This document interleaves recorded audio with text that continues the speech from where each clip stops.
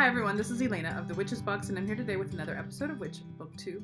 And this book we have been sort of talking about a little bit here and there for the last, almost 2.5 months. Is it 2.5 months? A little over 2 months. I've been kind of dropping hints about this book here and there because this book, I'm going to show it to you, by Astrea Taylor, is How to Use Intuition to Elevate Your Craft. It's Intuitive Witchcraft. This book was featured in our beginner essential box that we sold. It was a one single shot deal. It's not part of the subscription, but we put those boxes on sale. I think it was in December. In any case, those beginner boxes are out. And as a bonus, not only was this book in it, but we also got a chance to sit down with Astrea Taylor live about a week ago and just do all the beginner witch talking, which was incredible. So this book has been sitting on my desk, on my nightstand. I've been carrying it around for quite a while now because we knew it was coming. I read it. I loved it. We're going to talk about it. So let me read you the bio for Astrea Taylor, and then we're going to go into all the things. All right. Astrea Taylor is an author, witch, and fire dancer. She blogs as Starlight Witch for Pathos Pagan, and she leads a variety of pagan, witchcraft, and spiritual workshops. Astrea is co-owner of the Blessed Bee Box, an online service that offers seasonal ritual materials in a box. You can visit her online at www.astreataylor.com. Links for this will be down below. So we did a beginner box. By the way, the beginner box is sold out, so there you go. Sorry, it was a one-time thing. We did 100 boxes. They're gone, and they were glorious. And because we get the question all the time, people come to us all the time with, I'm a beginner, or I'm not even a beginner. I'm called to be a witch. I'm called to learn witchcraft. Where do I start? So this question comes up a lot. And as a result of all of those questions, as a result of me thinking about how to best address that question in a way that isn't, hey, this is a one book thing, we decided to put together a box based on the things that Astrea spoke about in this book. Now, here's the thing. The reason why I chose this book for the beginner box is because what she speaks about here in Intuitive Witchcraft is probably the closest thing in alignment to the witchcraft that I practice and the witchcraft that I pretty much share and facilitate with all of you and all the things that we do here at the Witches Box. It is the closest thing. And so this is part of the reason why I feel like out of all the beginner books that are out there and the beginner books that I've recommended, this is now my number one go-to. This is the book I recommend. This is a great book, a great place to start. It's all the things because for me, witchcraft is, if it is not deeply rooted internally, then you can't really do a whole lot of effectiveness in the external. And what that means is that the more in tune we are to who we are, the more in tuned we are to our internal motivations, to our makings, to our shadow, to our intuition, and our deeper sense of knowing and responsiveness as opposed to reactiveness. The more we are in that space with ourselves, the more effective and powerful we are as witches, which includes our capacity for connecting to our environment, to the planet, to ourselves, and to one another, and to all of the energetic streams that are out there crisscrossing the globe around us. So for me, the internal journey is just as important, if not probably more important than anything else that you do in terms of a foundation for being a witch. She did such a great job with this book. I want to read to you the table of contents and go a little further into why. Yes, this is the book. You need to have it. The first part is the call to intuitive witchcraft. She goes into what that is, listening to your intuition, working with energy, basic intuitive witchcraft. There is an essay by Matt Auren on the underrated power of imagination, making intuitive magic come alive, intuitive practices and rituals. The second part of the book is called Beyond the Veil, that goes into working with the gods, spirit craft, making the mundane magical, working with other people's energy. Very energy focused, which is really important, I think, as a foundation for a practicing witch. Advanced magic and energy work, looking into the void, living in the spiritual flow, intuitive witchcraft in communities, and the ever-evolving practice. There is an index. For those of you who have been with me for the last couple of weeks, I'm on a rant about indexes. I don't even know why. I go on these obsessive kicks, and here it is. Right now, it's indexes. She has an index. I appreciate that. She also has, glossary and bibliography. I love that too. So there is a lot in this book. As you heard, a lot of it is very energy-based, which tuning into energy and tuning into your intuition, those are two different things, but they definitely go hand in hand for me. So that she put so much focus on that in this book, I really appreciate it. So here's the thing. Intuitive witchcraft, I'm not quite sure if Astrea would claim that this is a tradition, but it's kind of a philosophy, an approach, an orientation to witchcraft. And she talks a lot about, because this is intuitive based, she encourages the exploration of, if it works for you, if it feels right for you, go with it.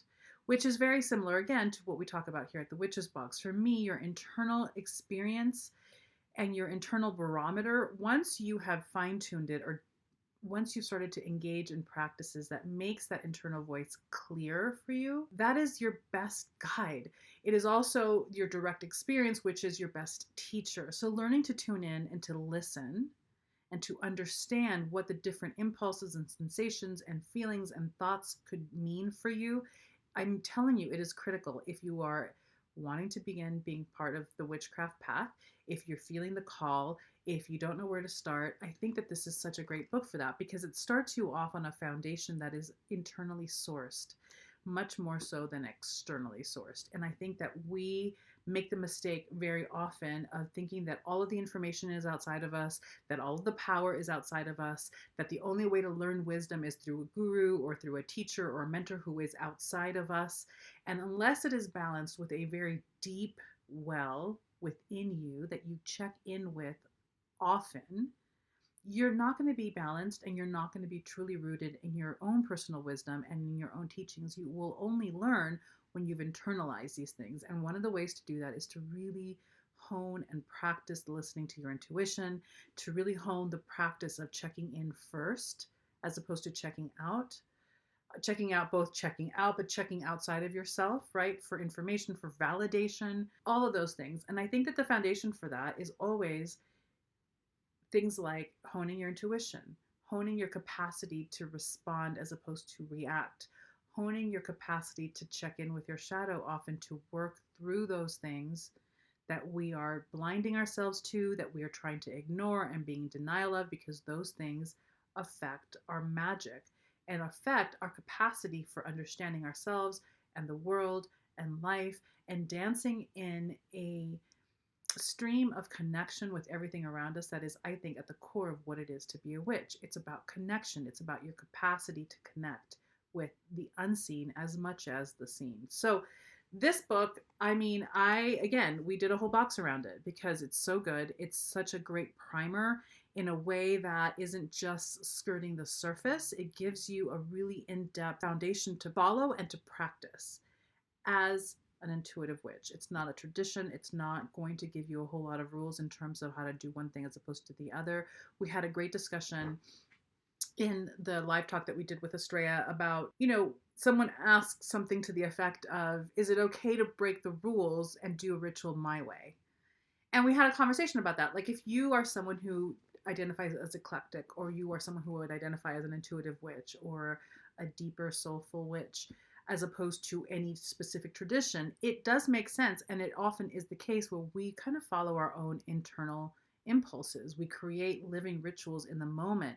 We do something different over and over and over again for, let's say, the full moon or the new moon. Whereas if you are part of an established tradition, there are rules and structure about how you perform certain rites.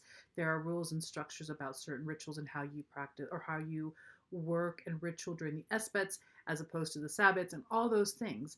There's no right or wrong. I think that it's important to kind of dive into both to see which one fits you.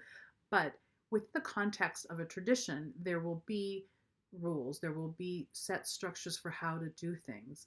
And there is power in that. There is direction and there is a focus in that helps you tap into a long line of other people who have been feeding the energetic power of those rituals over tens of hundreds of years, depending on how old the tradition is. As opposed to if you are an intuitively led witch, an eclectic witch, where you're doing things that are on the spur, what feels best for me right now? What does this ritual want to be right now? And you change things up all the time depending on what you intuitively are led to do. That's just as powerful, but in a different way. There's no better or worse. It also has to do, or really it has to do with where are you best suited? What best suits your personality and your needs? Some of us do really well with structure, and some of us really like to fly by the seat of our pants. I have been part of both, right? Where I practice a tradition, there were certain ways of doing certain rites.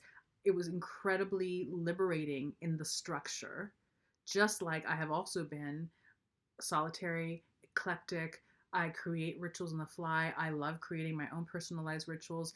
And there's a lot of freedom in that as well. It's just different. The flavor is different. So for me, this is my recommendation. For those of you who are wondering, like, where do I start? Get this book. This is a great start because it starts you off with a really strong foundation within. And I think that that internal terrain is important to explore and important to strengthen. This book will get you that. I've also in the past recommended a beginner book, which is like my oldie but goodie. It is the book that I read in the beginning of my entire witch life as an adult in the 90s, which was Starhawk's Spiral Dance.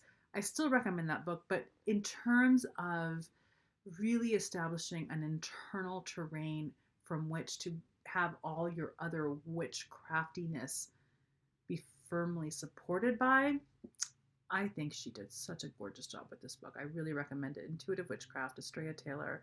Grab it. The link to this will be down below. And for those of you who bought the beginner book, thank you so much for participating in that. It was a lot of fun to put together a kit as a starter package for beginner witches. I thought it was a lot of fun to do that. So here you go. Intuitive Witchcraft by Astrea Taylor. The links to the books and everything else that she's written is down below in the description box. And I will see you next week.